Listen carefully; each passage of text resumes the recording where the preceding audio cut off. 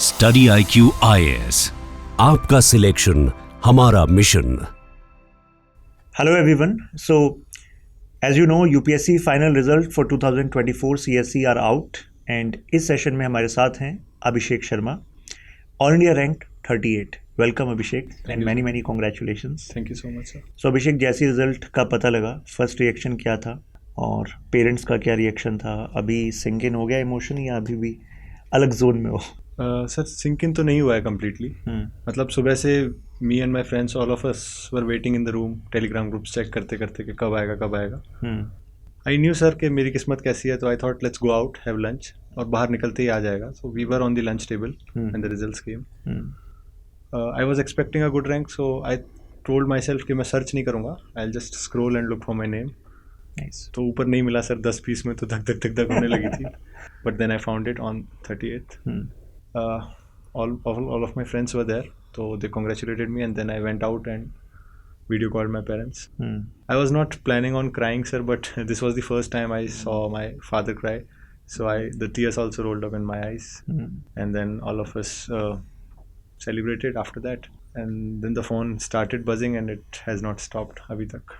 अपने बैकग्राउंड से स्टार्ट करते हैं, मतलब स्टूडेंट्स को बताइएगा कि कहाँ से आपने शुरुआत की, कैसे आपने सोचा, और स्टार्टिंग में भी कुछ लोग होते हैं या कुछ वाक़ये होते हैं जिससे हम अपनी लाइफ में एक टर्निंग पॉइंट लेते हैं कि हाँ, this can be my career path. तो कुछ शेयर कीजिए प्लीज़ उसके बारे में। सर क्योंकि पापा पढ़ाते हैं जवाहर नवोदय विद्यालय में, तो मेरी एजुकेशन 10th तक उसी में हुई है। वो जो रेजिडेंशियल एटमॉस्फेयर होता है उस स्कूल में, that taught a lot of things, more than education, that taught a lot about life. After that sir जब कॉलेज के लिए NIT भोपाल गए, तो then again it's a premier institution. वहाँ पे भी पढ़ाई तो करी, बट सर पढ़ाई के अलावा भी बहुत सारी चीज़ें करी एंड सीखी। फिर sir when I was in second year, lockdown happened, and sir I got the time and chance to start preparing for this exam, because sir when I was in 12th standard I appeared for NDA and I was recommended from AFSB Mysore. But sir, I was declared medically unfit due to some minor reason, so I could not join the Air Force. That day, sir, I thought that if I cannot become an officer through this way, then there's another way, and I will prepare for it someday. So the plan was not fixed by then. But then COVID gave me the time to pursue that. I was not able to clear the first two prelims, sir. So I was at a low point उस time पे. But then an opportunity came, Forum Residential Coaching. I took it. It helped me a lot, sir, in filling all the gaps. And I think the rest is history.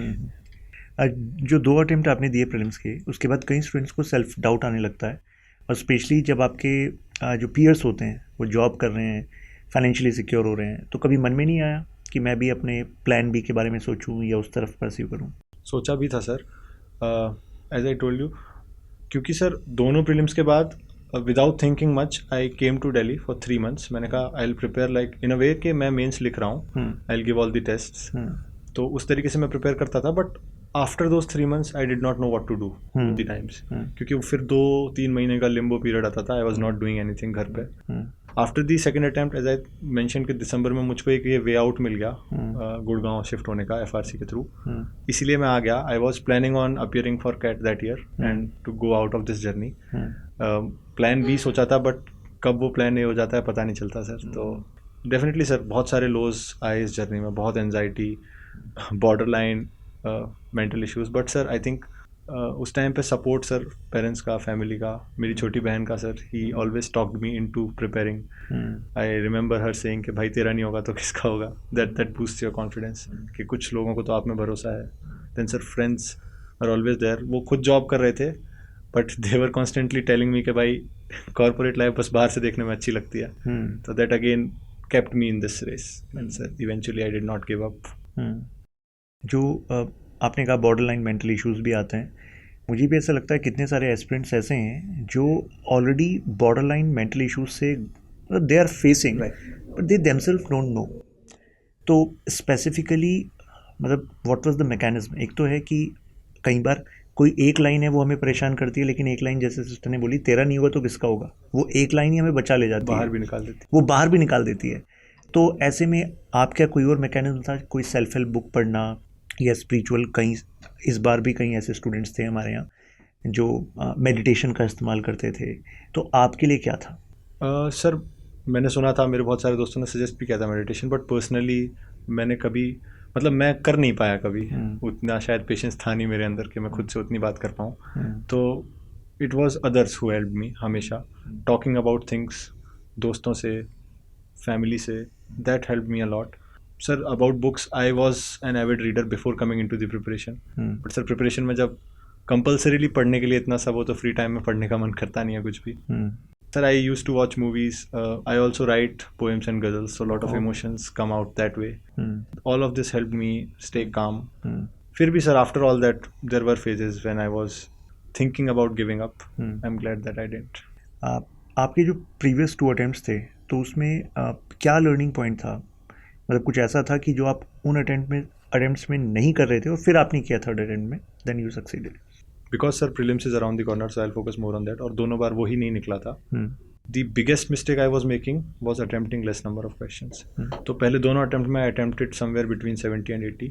Accuracy उतनी अच्छी नहीं थी शायद, इसीलिए I did not, मतलब काफ़ी पास था cut off के, पर क्लियर नहीं हुई दोनों बार.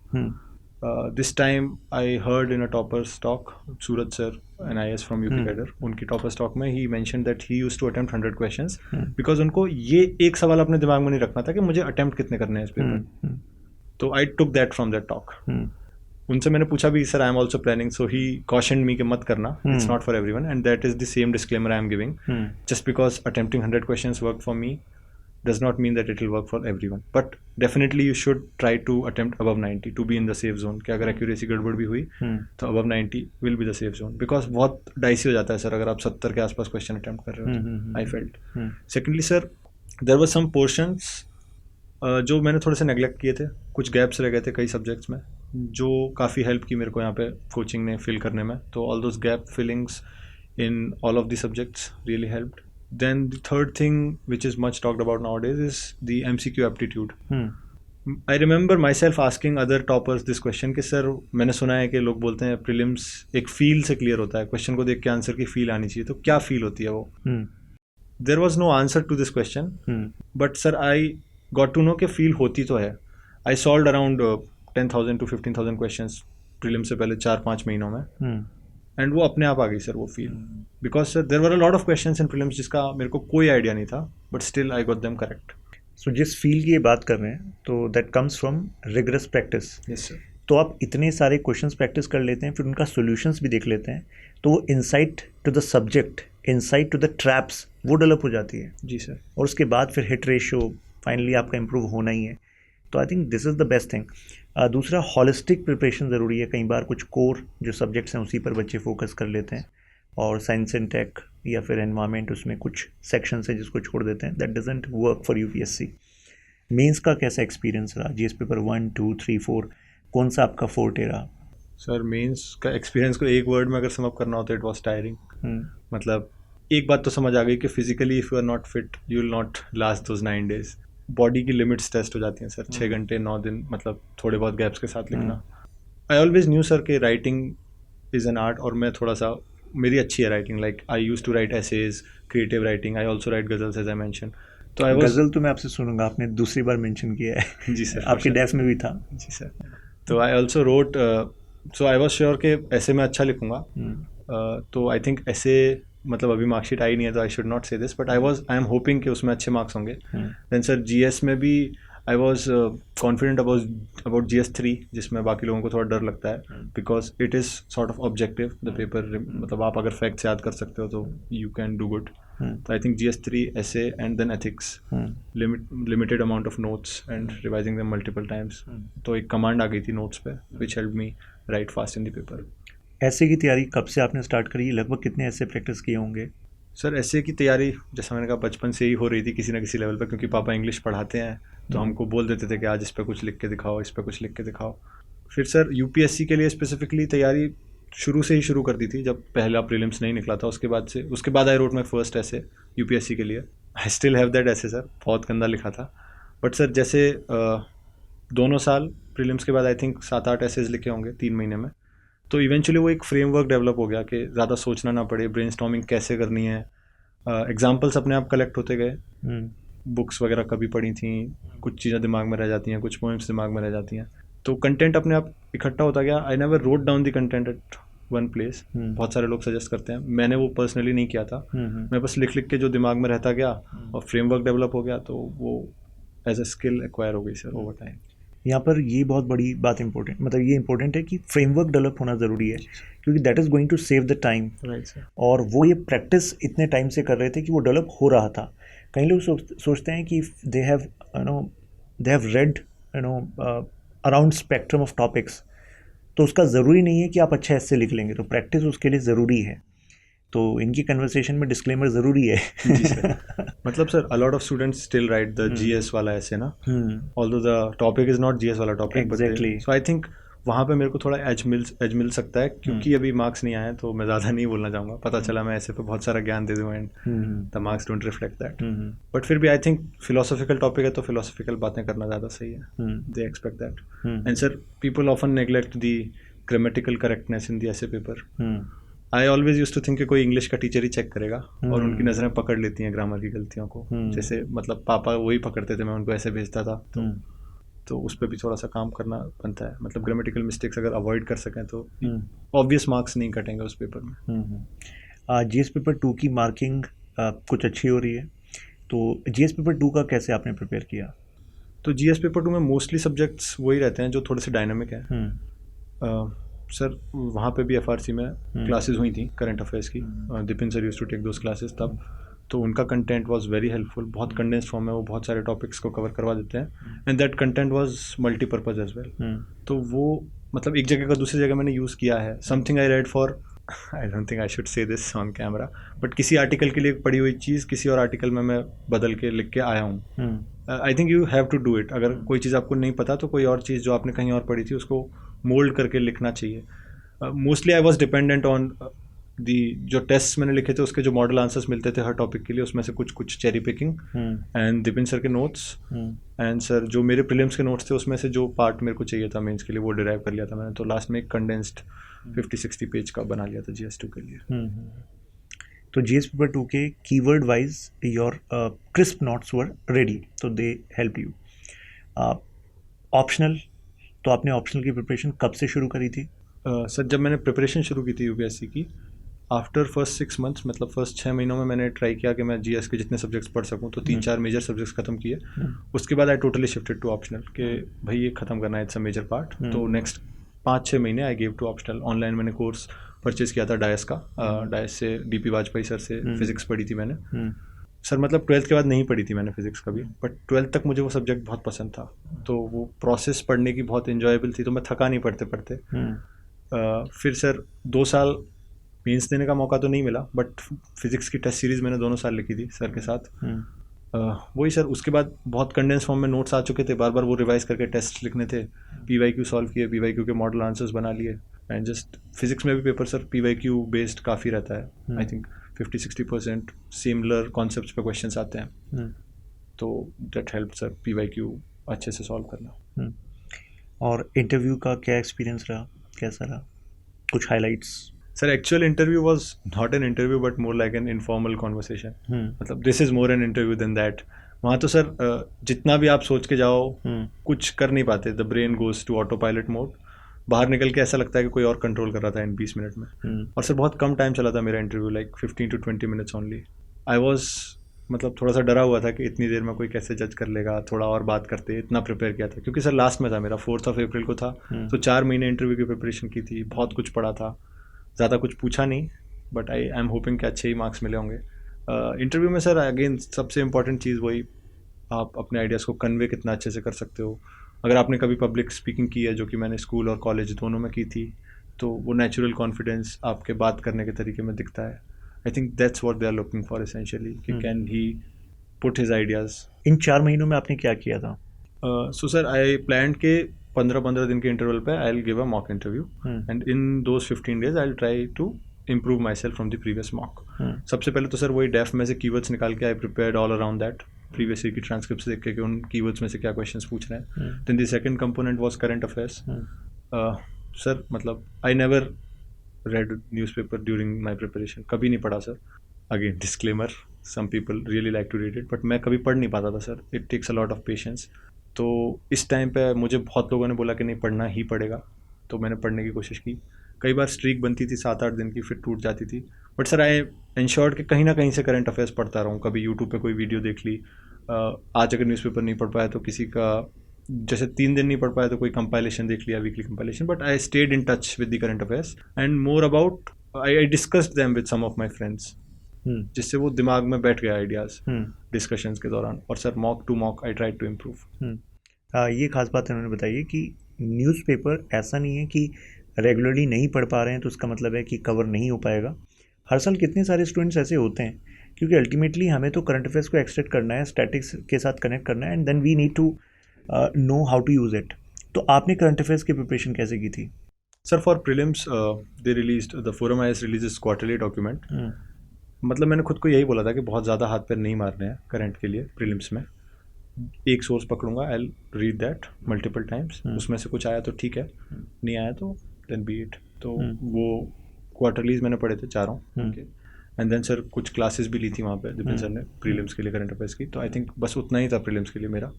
एंड देन अगेन मेंस में वहाँ पे जो दीपेन सर की क्लासेस हुई थी करंट अफेयर्स की, दैट वाज इट सर। मतलब बहुत ज़्यादा हाथ पैर नहीं मारे, I just try to utilize जितना भी है मेरे पास उसको मैक्सिमम कैसे इधर उधर अलग अलग पेपर में कैसे यूज़ कर सकता हूँ, I worked on that. Great. कुछ यूपीएससी के मिथ्स जो आपको लगता है स्टूडेंट शुड नो? कितने सारे एस्पिरेंट्स तो मतलब जो एंटर करते हैं इस तैयारी में, वो कितने सारे मिथ्स ही हैं जो मेजर हर्डल बन जाता है। और सर वो मतलब अब सोशल मीडिया के टाइम पे बहुत जल्दी परपेट्रेट भी होते हैं सर। दी okay, so I tell things about myself जो टिपिकली माना जाता है कि ये करनी ही होती हैं, लेकिन मैंने नहीं की। आई एम हियर तो I can say that it's a myth कि इसके बिना नहीं होगा। I think I will be criticise, but sir मैंने कभी NCERTs नहीं पढ़ी, कोई सी भी। इट डज़ नॉट मीन कि आपको नहीं पढ़नी चाहिए, बट मैंने पर्सनली कभी नहीं पढ़ी, मैंने कभी न्यूज़पेपर नहीं पढ़ा, as I told you. But it does not mean कि वो कंटेंट आप कहीं और से ना पढ़ो। मतलब स्टैंडर्ड बुक्स में you mostly have that. If reading a standard book directly, if you are finding difficulty in comprehending that, then I think NCERT you should go by that step. अगर वो डायरेक्टली समझ आ रही है तो you can skip that. सही बात है। Same content को 2 बार क्यों पढ़ो? Same with the newspaper sir, कोई एक सोर्स पकड़ो, वहाँ से करंट अफेयर्स पढ़ो। And then sir it's not a myth, countless बार कहा जा चुका है कि keep your sources limited, revise them multiple times. But फिर भी पता नहीं क्यों सर जो शुरू करते हैं प्रिपरेशन वो इस कंटेंट टेररिज्म का शिकार हो जाते हैं। Multiple sources, they are making their platter wide but not high and deep. तो I think limited sources, multiple revisions, that is the key sir. यहाँ पे ये बात ज़रूरी है कि ये बात ठान लें कि जिस कंटेंट को हम पिक कर रहे हैं तो वही हमें बार बार पढ़ना है। मतलब उस कंटेंट को क्यों ही उठाना है जिसको हम रिवाइज नहीं करेंगे। अगर हमें पता है कि यार ये दोबारा हम पढ़ेंगे नहीं तो there is no point to use that time, क्योंकि अल्टीमेटली रिटेंशन तभी आएगी जब वही कंटेंट आप बार बार पढ़ेंगे। सोशल मीडिया यूज़ कर रहे थे? नहीं sir, I was not on Instagram और Facebook, I was using WhatsApp, video calls and all.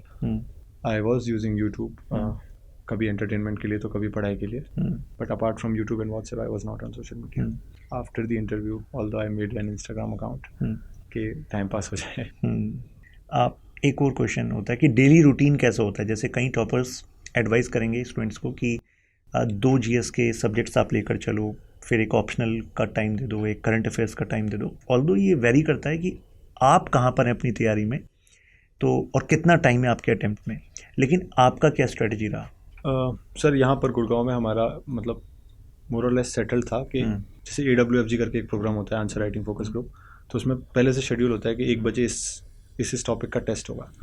तो मैं उससे पहले नहीं पढ़ के जाता था, पेपर दे के आके, क्योंकि पेपर में आई यूज टू थिंक कि अगर ये क्वेश्चन मुझे नहीं आता तो मैं क्या लिख के आऊँगा, एंड देन आके I use to make model answers, I use to do that. जैसे अगर SHG पे कोई क्वेश्चन आया तो पेपर के बाद ख़त्म करना है। ऐसा तो मेरे से नहीं हो पाया सर इतने प्लान्ड मैनर में कि एक दिन में 2 GS के सब्जेक्ट्स करने हैं, फिर ऑप्शनल को भी टाइम देना है। मैं जो एक चीज़ कर रहा होता था आई थिंक उसको ख़त्म करके फिर अगली पे मूव ऑन करता था। ऑप्शनल का संडे टू संडे टेस्ट होते थे, तो उसके बीच में जो ख़त्म करना है बहुत हैपहज़ार्ड मैनर में ही हुआ सर, इतना प्लान नहीं हो पाता क्योंकि टाइम भी कम होता है and there are lot of things to do. तो just and sir more than the number of hours I think you should tick boxes कि इस संडे को फिजिक्स के इस टॉपिक का टेस्ट है तो इस वीक मुझे वो कैसे भी करना है, चाहे वो पहले 2 दिन में करके ख़त्म कर दूँ, चाहे हर दिन थोड़ा थोड़ा करके करूँ। और सर दोनों ही चीज़ें की अलग अलग टाइम पे। वॉट वर्कड सर, मतलब इतना प्लान नहीं था कि मैं उसको कोई स्ट्रक्चर्ड वे में आंसर कर पाऊँ। इनके कन्वर्सेशन से एक चीज़ आप डिड्यूस कर सकते हैं कि देखो कोचिंग ने ऑलरेडी जो स्ट्रक्चर आपको दे दिया था कि देखो इस दिन आपका टेस्ट है, ये क्लासेस हैं, तो you are actually following that religiously, तो उसके हिसाब से आपने अपना रिविजन, अपनी तैयारी अलाइन कर ली, तो दैट प्रोड्यूस रिजल्ट। कई बार होता है कि आप अपना प्लान बनाते हैं और आप इस तैयारी में पहली बार आए हैं, तो हो सकता है कि आपका प्लान उतना प्रैक्टिकल ना हो, आपको खुद डाउट हो रहा हो, लेकिन जो आपके लिए प्लान बना रहे हैं वो एक्सपर्ट हैं, तो just actually make use of some ready plan and dedicate yourself there, तो then it is going to benefit. कुछ पीस ऑफ एडवाइस। अच्छा, आप कुछ ऐड करना चाह रहे हैं? One thing I like to add is कि आप कहीं से अगर ले भी रहे हैं कोई readymade plan, and if you think it's not working, tweak it. आप खुद से बना के भी कर सकते हैं sir, it's not like you can not make a plan for yourself. बस यही है कि कोई और बोल देता है तो बात जल्दी समझ आ जाती है। एंड सर सेकेंडली वो कंटेंट वाला पार्ट में भी एक चीज़ में ऐड करना भूल गया। आपने जो सोर्स उठाया, अगर आपको ये लग रहा है कि वो सफिशिएंट नहीं है ना, तो ऐड इनटू इट। डोंट मतलब कई बार ऐसा होता है ना सर, मैंने कोई बुक ली बट उससे क्वेश्चंस नहीं बन रहे, ना प्री के बन रहे ना मेंस के बन रहे, तो मैं तो नोट्स बनाता था बुक्स पढ़ के भी, तो मैं उसी में ऐड करता रहता था। ओवर टाइम वो नोट्स में सब कुछ आ चुका था, और क्योंकि वो मैंने खुद बनाए थे तो वो पढ़ना मेरे लिए आसान होता था। तो आई थिंक वो एक सोर्स कई सोर्सेज से मिलके भी बन सकता है, बट लास्ट में जब आप पढ़ने बैठ रहे हो तो आपके हाथ में एक बुक होनी चाहिए। और इस सबका नॉर्थ पोल आपके लिए PYQs हैं, राइट। उसी से आपको पता लग जाएगा कि यार ये कंटेंट सफिशिएंट है कि नहीं। और अबाउट द प्लान, कि अगर आप जैसे शुरुआत में कई बार होता है कि स्टूडेंट अपने आप से बहुत ज़्यादा एक्सपेक्ट कर लेते हैं शॉर्ट टाइम में, और लॉन्ग टर्म में कुछ कम ही रहता है, तो ऐसा ना हो, तो मतलब स्टार्टिंग में कुछ फ्लेक्सिबल रखें। आपके साथ भी ये चैलेंजेस आए थे? मैं सर मतलब बहुत फ्लेक्सिबल आदमी ही हूँ इन जनरल। अच्छा।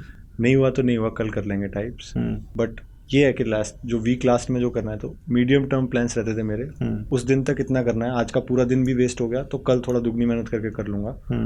बहुत ज़्यादा वेल डिफाइंड टाइम टेबल नहीं फॉलो हो पाता था, बट फिर भी सर अगेन वो क्वेश्चंस जो पूछते हैं कि कितने घंटे, तो बहुत ज़्यादा नहीं पढ़ पाता था मैं दिन में। इफेक्टिवली 5-6 घंटे हो पाते होंगे ऑन एन एवरेज, मतलब क्लोजर टू द एग्ज़ाम ये नंबर बढ़ा भी है काफ़ी, but effectively on an average इतना ही था। बट सर 5-6 घंटे 100% आप वहीं फोकस्ड होने चाहिए। इट्स नॉट लाइक कि डिस्ट्रैक्ट हो रहे हो बीच बीच में। फिर दुनिया से कट ऑफ होना चाहिए 5-6 घंटे के लिए, उसके लिए सिंसियरली एफर्ट करें। और कोई मिथ आपको याद आ रहा हो, कोई ऐसी लर्निंग जो आपने सोचा कि यार मुझे ना कुछ टाइम पहले अगर ये पता होता तो शायद मेरा कुछ और टाइम बच जाता? प्रीलिम्स के बारे में तो सर मैं बता ही चुका हूँ, जो मुझको गलतियाँ लगी, ये मेरे को अगर पहले पता होती, MCQ एप्टीट्यूड या attempting more number of question, getting feel of the answer questions. Because sir एक सबसे बड़ा मिथ तो नहीं भी है ये, बट पता नहीं होता लोगों को कि prelims is not just about knowledge. मैं पहले तो अटेम्प्ट में हर क्वेश्चन को सिर्फ नॉलेज से अप्रोच करता था कि क्या ये स्टेटमेंट मैंने कहीं पढ़ा है, नहीं पढ़ा तो छोड़ देते हैं, नहीं करते हैं अटेम्प्ट। ये बहुत बड़ा ब्लंडर है। कई बार ऐसा होता है कि आपने क्वेश्चन पढ़ा, उसके बारे में आइडिया नहीं है, लेकिन जैसे आप ऑप्शंस देखेंगे तो 2 ऑप्शन तो या 3 ऑप्शन कई बार ऐसे मिलते हैं तो सरासर गलत है, मतलब ये तो हो ही नहीं सकते, तो उसी से डिड्यूस हो जाता है कई बार। जैसे सर इस बार बहुत सारे क्वेश्चंस थे जो 1 वर्ड के, ये बुक किसने लिखी है, आई डिड नॉट नो वो बुक किसने लिखी है, पर मैंने ऑप्शंस में पढ़ा तो उसमें 3 नाम ऐसे थे जो मैंने पढ़े हैं। तो मैंने कहा अगर इन्होंने लिखी होती तो मैंने ये बुक पढ़ी होती, एंड देयर वाज 1 नेम जो मेरे को नहीं पता था, तो I tick that and it worked out. It might not work out every time, but logical guessing, these things work in prelims, मेरे लिए तो काम की। कहेंगे कि यार इंटेलिजेंस मैटर कर रही है वहाँ पर, केवल कंटेंट रिटेंशन नहीं, ये चीज़ ध्यान रखें अभी 25 मई को जो अटेम्प्ट करने जा रहे हैं। और कोई एक्सपीरियंस लर्निंग जो आपको लगी हो मेंस लेवल पे? मेंस लेवल पे एक बड़ा प्रॉब्लम स्टूडेंट्स को लगता है यार कंटेंट को ना समराइज कैसे करें, there is lot of content. Mains में डिफरेंट कीवर्ड्स पे भी कितना सारा स्टैटिक भी है और फिर अपडेशन भी है, so how you concise that? Sir मेरा एम यही था कि एक दिन में जैसे GS 1-2 का पेपर है तो उससे पहले वाले एक दिन में दोनों रिवाइज कर पाऊँ। मेरे को इतने में शॉर्ट नोट्स में लेके आना था, तो आई थिंक उसके लिए मेरे को 2 या 3 राउंड्स लगे थे। सबसे पहले जैसे GS 1 बहुत ज़्यादा प्री वाले कंटेंट का यूज़ होता है, तो सबसे पहले उसमें से निकाल के मैंने कुछ पेजेस में लिखा। फिर सर उस कंटेंट में बहुत सारी चीज़ें ऐसी होती हैं जो याद हो जाती हैं, जिनको दोबारा लिखने की ज़रूरत नहीं है। कुछ चीज़ें होती हैं जो याद रखनी है, खुद को याद दिलानी है कि भाई ये इस पे क्वेश्चन आया तो ये चीज़ लिखनी है, ये वाला डेटा ज़रूर मेंशन करना है अगर SHG पे क्वेश्चन आ रहा है तो, या ये वाला कोड ज़रूर कंक्लूजन में जाना है अगर कास्ट सिस्टम पे क्वेश्चन आ रहा है तो। सिर्फ वो लिखा पेपर में लास्ट में। जो चीज़ याद हो गई थी वो अवॉइड किया नेक्स्ट राउंड की नोट मेकिंग में, तो बहुत कंसाइज बन गए थे लास्ट में सर। और एक और मिस्टेक होती है, ऐसा लगता है कि जैसे कई स्टूडेंट्स ना टॉपर के शॉर्ट नोट्स को उठाते हैं और उसी को बेस बना लेते हैं, जबकि दैट्स अ मिस्टेक, क्योंकि आपने अभी बताया कि आपके लिए वो वर्क कर रहा था क्योंकि कुछ चीज़ें आपको याद थी तो आपने उसमें नहीं इंक्लूड करी, लेकिन हो सकता है दूसरे के लिए वो ना हो। लेकिन शॉर्ट नोट्स बनाना ज़रूरी है और फर्स्ट राउंड में नहीं बनते, आपको 2-3 बार पढ़ना पड़ता है, फिर उसके बाद आपको पता लगता है क्या याद रहता है क्या नहीं। And with respect to data, जैसे कि अभी आपने अभिषेक के रिस्पॉन्स में सुना, कई बार ओवरवेलम हो जाते हैं स्टूडेंट यार। जीएस पेपर 3 है for example, if you are writing on energy तो you need to know some data. तो कई बार लगता है कि ये भी डेटा आ रहा है, वो भी डेटा आ रहा है, कितना ही डेटा याद रखें। तो उसके लिए इन्होंने जैसे बताया कि उनने सोचा कि यार मुझे कास्ट सिस्टम पे आया तो मेरे पास एक कोट है, इसके लिए मेरे पास कुछ डेटा है, फिक्स डेटा है। तो शॉर्ट नोट्स में आपने उसको मेंशन किया, it's like a fact book. जी सर। और फिर आपने उसको बार बार रिपीट करते रहे। और कितने रिवीजन के बाद कम से कम आपने शॉर्ट नोट्स बनाए होंगे? मेंस में सर अलग से मेंस के नोट्स कभी थे नहीं, जो स्टैंडर्ड बुक्स पढ़ते नोट्स थे उसमें से निकाले। मतलब प्रीलिम्स के लिए बहुत बार रिवाइज किए थे वो, तो एक तरीके से मेंस का रिवीजन भी हो ही गया था। तो प्रीलिम्स खत्म होने के बाद उसमें से एक बार निकालता था, मॉडल आंसर्स में से निकाला कुछ नया कोट या कुछ नया डेटा जो मेरे को लगता है कि आंसर्स में जाना चाहिए, उनको एक कागज़ पे लिखा। So this was the first round. बाकी सर अलग अलग पेपर में अलग अलग अप्रोच थी। जैसे GS1 में प्रीलिम्स का कंटेंट ज़्यादा यूज़ हुआ, GS2 में करंट वाला कंटेंट ज़्यादा यूज़ हुआ। बट फिर भी सर उसके बाद उसको आई थिंक 2 या 3 राउंड्स ही हुए थे सर रिवीजन के, क्योंकि उससे ज़्यादा टाइम मिल नहीं पाता। लास्ट में इंश्योर्ड के लास्ट के 7-8 दिन में मैं सब कुछ रिवाइज एक बार कर पाऊँ, एक बार नज़र पड़ जाए हर चीज़ पर जो इस 3 महीने में पड़ी है, क्योंकि कहीं भी कुछ भी काम आ जाता है सर मेंस में। तो 2 full revisions and I think last में एक क्विक रिवीजन। और जीएस पेपर 3 के जैसे कुछ क्वेश्चंस हैं या 1 के भी कुछ क्वेश्चंस हैं जो थोड़ा इंटरडिसिप्लिनरी अप्रोच वाले क्वेश्चंस आ रहे हैं, तो उनको आपने कैसे हैंडल किया? मतलब did you practice that earlier, made notes on it? मतलब इंटरडिसिप्लिनरी वाले क्वेश्चंस में भी सर पहली बात तो ये दिमाग में रखना होता है कि किस पेपर में आया ये क्वेश्चन, तो आंसर थोड़ा उस तरीके से लिखना होता है। सेकेंडली सर जैसे उसमें 2 जैसे SHG को किसी के साथ क्रॉस करके क्वेश्चन बनाएंगे, SHG और एथिक्स को क्रॉस करेंगे, या विमेन एम्पावरमेंट को माइक्रो फाइनेंस के साथ क्रॉस करेंगे। तो 2 तो इसमें टॉपिक्स हैं ना जो आपने अलग अलग पढ़े हैं, तो it's then just about the presence of mind के क्वेश्चन में एग्जैक्टली पूछा क्या है और दोनों आपने जो अलग अलग पढ़ा है उसमें से क्या क्या रेलेवेंट है जो दोनों को आपस में लिंक करता है। उस टाइम पे बहुत क्विकली करना पड़ता है सर ड्यूरिंग द एग्जाम। अगर आपने पहले सोच रखा है किसी चीज़ के लिए देन इट्स गुड, नहीं सोच रखा तो फिर ऑन द स्पॉट जैसा भी बना था ना के कर पाओ। बस जो करंट ट्रेंड्स हैं उसके बारे में अगर क्रिस्प नोट्स होंगे तो वो इंटरकनेक्शन करना थोड़ा ईजी हो जाएगा, तो वो बहुत ज़रूरी है, इस ट्रेंड को पकड़ना ज़रूरी है। और कोई मैसेज आप स्टूडेंट्स को देना चाहेंगे, पार्टिंग मैसेज? क्योंकि यू आर, हाँ गज़ल भूल गए, गज़ल की डिमांड आई है। सर पूरी गज़ल तो नहीं, पर हाँ एक शेर आपको सुना देता हूँ। फेवरेट कोई आप अपनी गज़ल सुना सकते हैं? जी सर, तो and it can be a parting message as well. 4 लाइनें हैं सर कि जो लड़ते हुए न मिले वो मौत भी खैरात ही तो है, जो लड़ते हुए न मिले वो मौत भी खैरात ही तो है, सूरज सर पे हो और आंखें मींच लेना रात ही तो है। जो लड़ते हुए न मिले वो मौत भी खैरात ही तो है, सूरज सर पे हो और आंखें मींच लेना रात ही तो है, ये जो शिकस्त है ये दुकानों में नहीं बिका करती, मात के डर से कोशिश न करना मात ही तो है। क्या बात है, क्या बात है, nice. So all the best Abhishek. Thank you so much sir. Study IQ IAS, आपका सिलेक्शन हमारा मिशन।